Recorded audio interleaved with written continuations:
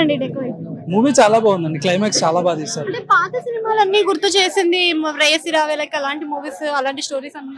Movie love story అండి. మనకు వేరే సినిమాలతో ఏం సంబంధం ఉండదు. కాకపోతే మూవీ మాత్రం క్లైమాక్స్ చూసినప్పుడు మాత్రం చాలా బాగా థ్రిల్ అవుతారు అందరూ. సో అందరూ బయటకు వచ్చేటప్పుడు అడవిశేష్ గారిని ఫుల్ గా మెచ్చుకుంటూ బయటకు వస్తారు. అంటే అడవిశేష్ గారు అంటేనే మనకు ఒక సపరేట్ ఫ్యాన్ బేస్ ఉంటుంది, సపరేట్ మూవీ ట్యాగ్స్ కనిపిస్తూ ఉంటాయి. మరి ఈ సినిమాతో ఎలా అనిపిస్తుంది? ఈ సినిమాతో ఇంకా ఎక్కువ ఫ్యాన్ బేస్ పెరుగుతుందండి ఆయన. ఎందుకంటే ఆయన లవ్ స్టోరీ జోనర్ ఇంతకు ముందు టచ్ చేసిన వాటికంటే కూడా ఈ లవ్ స్టోరీ జోనర్ అయితే ఇంకా చాలా బాగా తీశారు. క్లైమాక్స్ అయితే ఇంకా అసలు ఎక్సెప్షనల్ గా తీశారు. స్టార్టింగ్ లో కనిపెట్టరు అని నాగార్జున సాంగ్ తో ఎంటర్ అయింది. అది నిజంగా అక్కడే హుక్ అవుతామండి. అంతవరకు కూడా సినిమా వెళ్తూ ఉంటుంది. ఆ పాట వచ్చినప్పటి నుంచి జనాలు అందరూ హుక్ అయిపోతారు పాటకి. అంటే మూవీలో మీకు సెకండ్ హాఫ్ నచ్చిందా ఫస్ట్ హాఫ్ నచ్చిందా?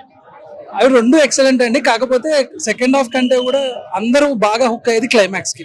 క్లైమాక్స్ చూసినప్పుడు అందరూ చాలా బాగా హుక్ అవుతారు. అంటే డిసప్పాయింట్ అయ్యే పెద్ద పాయింట్ ఉందంట కదా క్లైమాక్స్ లో.